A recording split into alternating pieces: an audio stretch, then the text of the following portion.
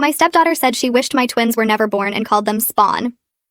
So I cut off her tuition payments completely. I married Rick when his daughter Haley was 12, and for 4 years we were like a real family. I never tried to replace her mom, who lived across the country with her new husband. Haley stayed with us during school and spent summers with her mom. We had this great routine where I'd help with homework, we'd bake together on Sundays, and she'd tell me about her crushes while I braided her hair. She called me by my first name, which was fine, but she'd introduce me as her bonus mom to friends, which always made me tear up.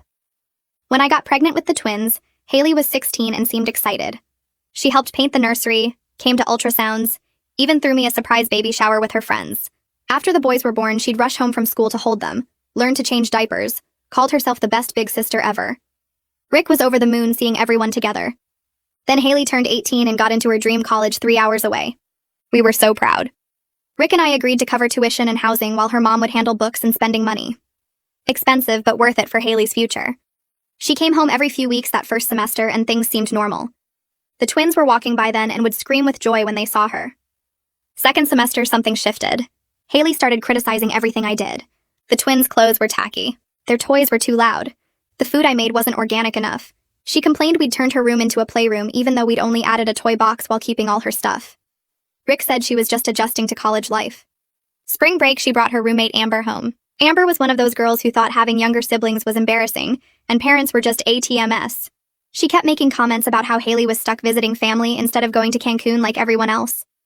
Haley started agreeing, saying the twins made it impossible to relax at home. One afternoon, I asked Haley to watch the boys for an hour while I got groceries. Came back to find them crying in their cribs and Haley on the couch with Amber watching Netflix. She said they wouldn't stop making noise, so she put them in timeout. They were 2 years old.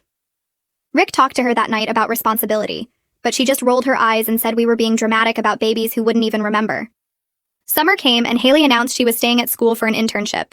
There was no internship. Her friend posted photos of them at the beach every day. But we kept paying tuition because Rick didn't want to start drama. When she came home for Rick's birthday, the twins ran to hug her and she actually pushed them away, saying they were sticky. Then during dinner, Rick mentioned we were considering moving to a bigger house since the boys were getting bigger. Haley lost it. Said we were erasing her childhood home. That everything was about the twins now. That nobody cared about her anymore. I tried explaining we'd make sure she had a room in any house we bought. That's when she said it. Looked me straight in the eye and said she wished the twins were never born because they ruined everything and turned her dad into someone who only cared about his new family. Rick's face went white. The twins were right there. The older one asked why Sissy was mad. I took the boys upstairs while Rick tried to talk to Haley. I could hear her screaming about how I'd replaced her and the twins were the proof. How her life was better before I showed up with my spawn. That word, spawn, about my babies. Rick came up an hour later looking defeated. Said Haley was going back to school early and maybe everyone needed space. I agreed but knew something had to change. That night I went through our finances. We were paying $32,000 a year for Haley's education. Money that could go to the twins' college funds. Money we were struggling to afford with 2 babies. I made a decision. Called the college financial aid office and said we needed to update our payment information for next semester. Removed our card and put Haley's mom's contact instead. Then I called her mom, Julia, and explained we could no longer afford tuition with the twins' expenses. Julia freaked, saying she couldn't cover it alone. I suggested Haley could take out loans like most students or transfer somewhere cheaper. 2 weeks later, Haley called Rick screaming that her registration was blocked for non-payment. Requested Reds is on Spotify now. Check out link in the description or comments. Rick moved through the house like a ghost for 3 days.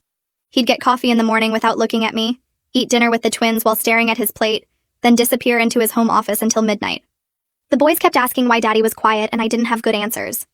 I tried talking to him twice, but he just nodded and walked away. On the 4th morning, I found him in the kitchen before the boys woke up. I asked if we could actually discuss this instead of pretending I didn't exist. He put down his coffee mug hard enough that it cracked against the counter. He said I should have talked to him before making such a huge decision about his daughter.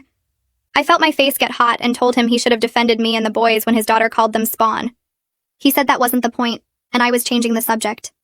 I said it was exactly the point because he let her trash our children without consequences, and now he was mad at me for doing something about it. He grabbed his keys and left for work without saying goodbye to the twins. Nova asked me at breakfast why Daddy didn't hug him, and I had to lie and say Daddy was just busy. The next afternoon, my phone rang with Julia's number. I let it go to voicemail, but then Rick's phone started ringing. He was upstairs changing Ember's diaper, so I heard the whole conversation through the baby monitor. Julia was screaming so loud I could make out every word. She said she was taking him to court for abandoning his financial obligations to his daughter. She said they'd made promises, and now he was breaking them to prioritize his new family. Rick sounded exhausted, trying to explain they never signed anything legally binding. Julia yelled that didn't matter because he'd verbally committed and she had witnesses. She said he was choosing his spawn over his first daughter, and she'd make sure everyone knew what kind of father he really was. Rick said he needed time to figure things out, and Julia hung up on him. I stood in the kitchen feeling weird because part of me was glad Julia was showing her crazy side, but another part felt terrible that I'd put Rick in this spot. He came downstairs 10 minutes later and we didn't talk about the call even though we both knew I'd heard it. My mom called 2 days later. I was surprised because we usually only talk on Sundays. She said Rick's mother had mentioned the situation and she wanted to hear my side. I explained everything, starting with the spawn comment and ending with cutting off tuition. I expected support, but instead she got quiet. Then she said I had every right to be hurt, but cutting off tuition without warning was cruel. She said I was acting like Haley was evil when she was really just a confused teenager watching her family change. I tried to explain about the money and how we couldn't afford it, but Mom cut me off. She said that wasn't the real issue and I knew it. She said I'd made a huge decision out of anger instead of thinking it through. I felt my throat get tight and told her she didn't understand what it was like to hear someone call your baby's spawn. She said she did understand, but that didn't make my reaction right. I hung up feeling attacked from every direction. Even my own mother thought I was the bad guy. I sat on the couch and wondered if everyone saw me as the evil stepmother who ruined everything. That night after the boys went to bed, I pulled out our bank statements. I hadn't looked at our actual finances in months because Rick handled most of the bills. Our savings account had $3,000 when it used to have $20,000. We'd put groceries on credit cards 4 times in the past 2 months. The twins' daycare cost went up to $1,800 a month starting in January. I added up the tuition payments and realized we'd been paying almost $3,000 every month to Haley's school. No wonder we were broke. I felt justified seeing the numbers laid out like that. We literally couldn't afford to keep paying and raise 2 toddlers. But then I thought about what would happen if Rick decided I'd damaged his relationship with Haley so badly that he couldn't forgive me. Would he leave? Would he resent me forever? I closed the laptop and went to bed but couldn't sleep. Rick was already asleep facing away from me. Rick's sister sent him a text the next morning with screenshots attached. I was feeding the twins breakfast when he showed me his phone. Haley had posted on Facebook about being abandoned by her father, who chose his new perfect family over her. The post had 60 comments and they were all sympathetic. People were calling Rick a deadbeat dad and me a manipulative stepmother. Some distant cousins I'd never met were saying they always knew Rick would do this. One of Haley's friends commented that stepmothers always steal fathers from their real children. I felt sick reading them. I wanted to comment the truth about what she'd said, but Rick grabbed his phone back. He said posting anything would make it worse. I asked how it could get worse than everyone thinking I was evil. He said trust him, it could get a lot worse. The twins were watching us argue and Nova started crying. I picked him up and took both boys to the playroom while Rick stared at his phone looking defeated. That evening, Rick was quieter than usual during dinner. After we put the twins to bed, he said he needed to talk to me. We sat in the living room and he admitted he'd been talking to Julia about ways to help Haley without telling me. I felt like he'd punched me in the stomach. I asked how long he'd been doing that and he said since the registration got blocked. I stood up and said he was undermining me and making me look like the only bad guy. He said he was her father and couldn't just abandon her. I yelled that he'd abandoned me by going behind my back to his ex-wife. He said I'd made a unilateral decision, so he was making one too. I said that wasn't the same thing at all and he knew it. He got up and grabbed a pillow from the couch. I asked what he was doing and he said he was sleeping in the guest room. I followed him down the hall asking if he was serious. He closed the guest room door without answering. I stood there for 5 minutes before going back to our bedroom. I lay awake until 4 in the morning thinking about how I might have destroyed my marriage over one horrible dinner. Nova woke up screaming at 2 in the morning 3 nights later. I ran to his room and found him crying about Sissy being mad at him. I held him and said Sissy wasn't mad, but he kept asking when she was coming home because he missed her. It took an hour to get him back to sleep. The next morning, Ember wouldn't let me leave the bathroom while I showered. He stood outside the glass door crying until I got out. At breakfast, he sat in my lap instead of his high chair and wouldn't eat unless I fed him. This went on for a week. I took them to their pediatrician for their regular checkup and mentioned the changes. The doctor asked if there was stress at home. I admitted things were tense with Rick and his daughter. She said gently that kids pick up on household stress and it affects their behavior. She suggested family therapy. I left feeling worse than when I came in. I'd cut Haley off to protect the twins from her cruelty, but now my decision was hurting them differently. A week later, a thick envelope arrived addressed to Rick from a law office in Julia's state. He opened it at the kitchen table while I made the twins lunch. His face went white as he read. He handed me the letter without saying anything. It was from Julia's lawyer demanding we resume tuition payments immediately. The letter threatened a lawsuit for breach of verbal contract and emotional damages to Haley. It claimed Haley's grades were suffering and she was experiencing depression because of our sudden abandonment. There were medical records attached showing she'd been prescribed antidepressants. Rick looked completely defeated. I sat down and read the whole thing twice. I said we never signed anything, so how could they sue us? Rick said verbal contracts can be binding in some states, and Julia probably had emails or texts where we'd discussed paying tuition. I asked how much a lawyer would cost to fight this. He said probably $10,000 just to start. I realized we were going to lose money either way. We couldn't afford tuition, but we also couldn't afford lawyers. I put my head in my hands and Rick just sat there staring at the letter. Trish from work called me that weekend. She said her daughter went to the same college as Haley and she'd done some digging. I asked what she meant and Trish said she'd had her daughter check Haley's social media. She sent me screenshots of Instagram stories from the past 2 months. There was Haley at the beach with friends, Haley at a concert, Haley at someone's lake house, Haley at a party with red cups everywhere. None of these were the activities of a depressed girl struggling with abandonment. I felt vindicated seeing proof that Haley was lying to her mother and the lawyer. But I also felt sad. This girl who used to bake with me on Sundays was lying to everyone, including Julia. I thanked Trish and saved the screenshots. Rick was at the grocery store with the twins, so I texted him that I had information about Haley. He didn't respond for 3 hours. Ken called my cell phone on Monday morning. Rick's dad and I had always gotten along fine, but we didn't talk much without Rick around. He asked if I could meet him for coffee without Rick knowing. I was suspicious, but agreed. We met at a diner near his house. Ken ordered coffee and got straight to the point. He said he needed to tell me about Rick's first marriage. I said I knew the basics, but Ken shook his head. He explained that Julia had always used Haley as a weapon. Whenever Rick didn't do exactly what Julia wanted, she'd threaten to withhold custody. She'd cancel his weekends with Haley or suddenly decide Haley needed to stay with her for holidays. Rick would panic and give Julia whatever she demanded just to see his daughter. Ken said this went on for years until Haley turned 12 and could decide for herself. He looked at me seriously and said I wasn't wrong to set boundaries, but I needed to understand Rick was terrified of losing his daughter completely, because Julia had already done it before. I felt my chest get tight. I asked if he thought I should just let Julia win. Ken said no, but maybe there was a middle ground that didn't involve lawyers or completely cutting Haley off. I drove home thinking about everything Ken had said, and wondering if there was any way to fix this mess I'd created. Ken leaned back in the diner booth and rubbed his face with both hands. He looked older than usual, tired in a way that went deeper than just missing sleep. He said his brother Ashton had been through something similar with his stepkids about 10 years ago. The kids from his wife's first marriage never accepted him and made life miserable whenever they visited. They'd break things in his house and blame him, steal money from his wallet, tell their mom he was mean to them when he'd barely said 2 words. Ashton tried everything to make it work because he loved his wife. He paid for their sports teams and school trips, drove them to practices, showed up for games where they pretended he didn't exist. His wife kept saying they'd come around eventually, but they never did. By the time they were teenagers, they were openly hostile, calling him names and telling him he wasn't their father so he couldn't tell them what to do. The breaking point came when the oldest daughter accused Ashton of hitting her during an argument about her curfew. It wasn't true, but Child Protective Services got involved and investigated him for 3 months. His marriage barely survived, and even after the case was closed, his relationship with those kids were destroyed forever.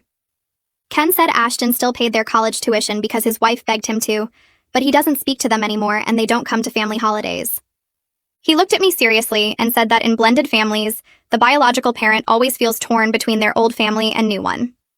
They carry guilt about the divorce, about their kid losing the intact family, about choosing a new partner.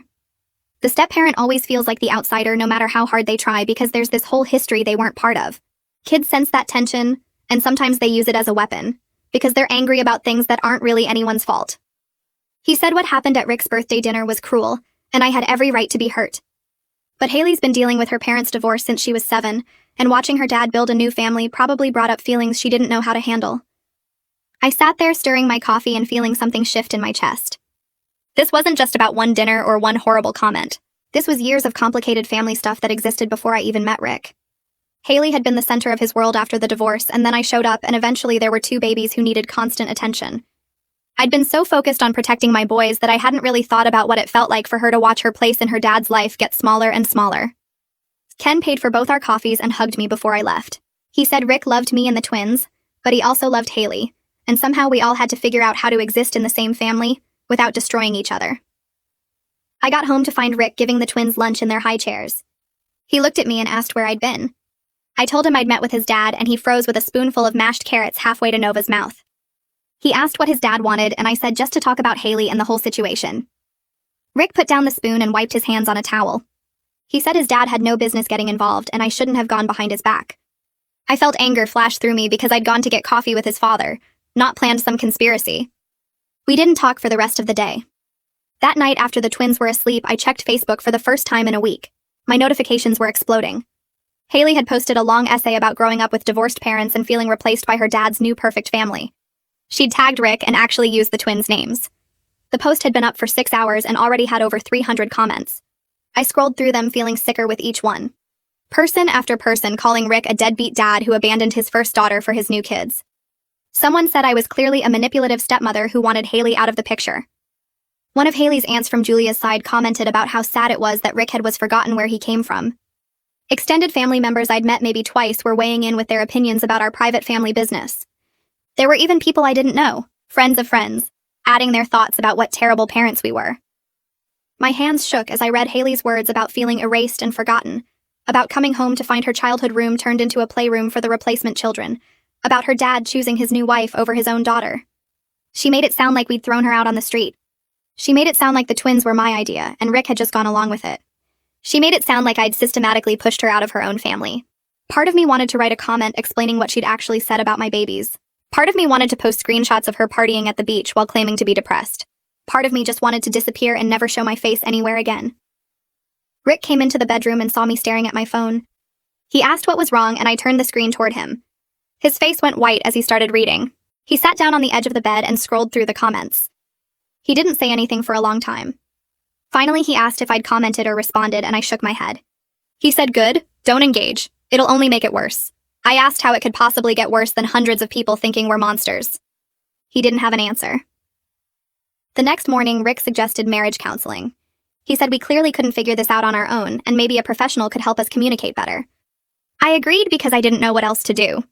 We got an appointment for that Thursday with a therapist named Dr. Smith who specialized in blended families. I went in expecting her to understand my side, to validate how hurt I was by what Haley said, to agree that cutting off tuition was a reasonable consequence. Instead, she spent the whole hour asking me questions that made me defensive. She wanted to know why I'd made such a big financial decision without talking to Rick first. She asked if I'd considered how Haley would feel getting blindsided by her registration being blocked. She pointed out that I'd gone around Rick entirely by calling Julia directly. I tried explaining that I was protecting my children from someone who'd called them spawn. Dr. Smith nodded and said she understood that was hurtful, but then she asked if I'd talked to Haley about why she said it or just immediately retaliated. I said retaliated was a strong word, and she raised her eyebrows. She said I'd taken away $32,000 in financial support as punishment for words said during an argument. I felt my face get hot. I told her she didn't understand what it was like to hear someone say they wished your babies were never born. Dr. Smith said she was sure that was incredibly painful, but then she said something that made me want to walk out. She said it seemed like I was parenting Rick by punishing Haley instead of communicating with my husband about how to handle the situation together. She said Rick was Haley's father and I'd taken away his ability to make decisions about his own daughter. Rick sat very still next to me on the couch. Dr. Smith asked how he felt about my decision, and he said he understood why I was hurt, but wished I'd talked to him first. She asked if we'd discussed our finances together before I made the change, and Rick said no. She asked if we'd agreed on consequences for Haley together, and Rick said no. I felt ganged up on and betrayed. I stood up and said I didn't think this was helping. Dr. Smith asked me to sit back down, but I grabbed my purse and walked out. Rick followed me to the parking lot, asking me to come back inside, but I got in the car. We drove home in silence. We didn't book a second session. That weekend, while Rick took the twins to the park, I sat at the kitchen table with our bank statements spread out in front of me. I went through 6 months of charges line by line. The organic baby food I insisted on buying cost almost twice as much as regular. The designer baby clothes I'd gotten from that boutique downtown added up to over $800 in 3 months. The special educational toys I'd ordered online because I'd read they were better for development. The matching Halloween costumes I'd bought in August because they might sell out. I added it up and felt sick. I'd spent over $3,000 on the twins in just the past few months on things we didn't really need. Meanwhile, I'd been silently resenting every tuition payment that came out of our account for Haley. I thought about all the times I'd seen a charge for her housing or meal plan and felt annoyed that we were supporting her. I remembered feeling bitter when Rick mentioned needing to send her extra money for textbooks. I told myself it was because she was ungrateful and didn't appreciate what we were doing. But sitting there looking at the proof of my own spending, I had to admit something ugly. Part of my anger at Haley came from jealousy about the money Rick had spent on her over the years. Money that went to her instead of going to me and the twins. Money that reminded me she'd been Rick's first family and we were the second one. I felt terrible about myself for even thinking that way. Haley was a kid when I married Rick. She didn't choose for her parents to get divorced. She didn't ask to have her dad remarry and have more children. But somewhere along the way, I'd started seeing her as competition instead of as Rick's daughter who needed support. I closed all the bank statements and put my head down on the table. The twins were my babies and I'd do anything to protect them. But maybe what I'd done wasn't really about protecting them at all. Rick's phone rang Tuesday afternoon while he was working from home. I heard him answer, and then his voice got quiet and serious. He came into the living room where I was building blocks with the twins, and his face looked strange. He said that was the financial aid counselor from Haley's college. Haley was on academic probation, and might lose her merit scholarship entirely if she didn't turn things around next semester. She'd failed 2 classes last term and was barely passing her current ones. The counselor had called because they were concerned about her, and wanted to make sure her parents knew what was happening.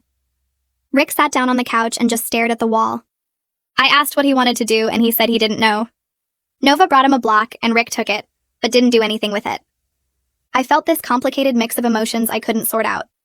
Part of me was genuinely concerned about Haley's future, because failing out of college would hurt her for years. Part of me was angry that she was wasting the opportunities she had while playing victim on Facebook. Part of me felt guilty wondering if the tuition situation had made her grades worse. Part of me thought she'd been partying too much based on those Instagram photos, and this was her own fault. I realized I still cared about her despite everything that had happened. That confused me because I wanted to just write her off as cruel and selfish, but I couldn't. She'd been part of our family for years. She'd helped paint the nursery and held the twins when they were newborns. She'd called me her bonus mom and baked cookies with me on Sunday afternoons. That girl still existed somewhere under all the anger and hurt. Thursday night, Rick told me he was going to visit Haley at college this weekend to talk things through. I asked if I was invited, and he said no. This needed to be just them. I felt like he'd punched me in the stomach. I asked if he was choosing her side after everything she'd said and done. He said this wasn't about sides. It was about being her father and trying to fix things before she completely destroyed her future. I said I was his wife and we should make decisions together. He looked at me and said I'd made a unilateral decision about her tuition, so he was making a unilateral decision about going to see her. I felt tears start and tried to hold them back. We had a huge argument where I accused him of betraying me, and he accused me of trying to cut his daughter out of his life. He said I'd put him in an impossible position where he had to choose between his wife and his child. I said he was being dramatic, and he said I was being controlling. We both said things we probably shouldn't have. He slept in the guest room again. Friday morning, he packed a bag and left for Haley's college without saying goodbye. I stood in the kitchen watching him drive away, and wondered if our marriage was actually going to end over this. I spent the weekend working through everything with Rick while the twins stayed with my mom. We sat at the kitchen table with our bank statements spread out, the tuition numbers from community college written on a notepad, and we actually talked through what we could manage without destroying ourselves financially. Rick admitted he'd been terrified of Haley ending up like his cousin who never finished school and worked retail for 20 years, which was why he'd been throwing money at the problem instead of addressing her behavior. I told him I'd been so focused on protecting the twins that I'd forgotten Haley was still just a kid who'd watched her family split apart and didn't know how to handle it. We agreed to cover 1 semester at the community college near Julia's house, around $8,000 instead of $32,000, with clear conditions attached. Haley had to maintain a B average, attend family therapy sessions twice a month either in person or video, and no more social media posts trashing us. If she kept her grades up and actually worked on things, we'd help her transfer to a state school for her junior year. It wasn't the dream college she'd wanted, but it was something, and it felt more honest than just handing over money while she called my kids Spawn on the internet. Rick drove to Julia's house to tell Haley in person while I stayed home with the boys. He came back 3 hours later looking exhausted but relieved, said Haley cried and admitted she'd been failing because she was depressed and angry, but didn't know how to ask for help.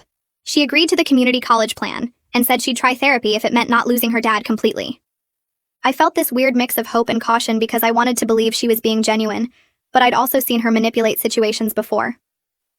2 weeks later, we got the confirmation that Haley was enrolled for spring semester at the community college, living with Julia, and her first therapy appointment was scheduled. Rick seemed lighter, like he'd been carrying concrete blocks and finally put them down. Thanksgiving came faster than I expected, and suddenly Haley was driving up with Julia for dinner. I spent the morning cooking and trying not to throw up from nerves while the twins ran around asking when Sissy was coming. Rick kept checking his phone and rearranging things on the table that didn't need rearranging. When they arrived, Haley looked different, thinner and tired with her hair pulled back in a messy ponytail, instead of the perfect curls she usually had. The twins screamed and ran to her, and she actually got down on the floor and let them climb on her instead of pushing them away. Julia stayed for an hour making awkward small talk before leaving, and then it was just us. Dinner was quiet at first, everyone careful with their words. But Ember knocked over his milk and we all laughed and it broke some of the tension. After the twins went to bed, Haley asked if we could talk privately. My stomach dropped, but I followed her to the back porch where we used to sit and braid hair years ago. She looked at her hands and said she was sorry for calling the twins Spawn, that she'd been so angry about feeling replaced that she'd said the cruelest thing she could think of. She said her therapist was helping her understand that her feelings about the divorce and the new family were valid, but the way she'd expressed them was wrong. I told her I was sorry for cutting off her tuition without warning, that I should have talked to Rick first and handled my hurt feelings better, instead of making a huge decision out of anger. We both cried a little, and it wasn't perfect or completely healed, but it was something real. She went inside and played blocks with the twins before bed, and Nova fell asleep holding her hand. 3 months passed, and Haley called every Sunday to video chat with the twins. She'd hold up drawings she made in her art class, silly pictures of dinosaurs and trucks that made the boys laugh and point at the screen.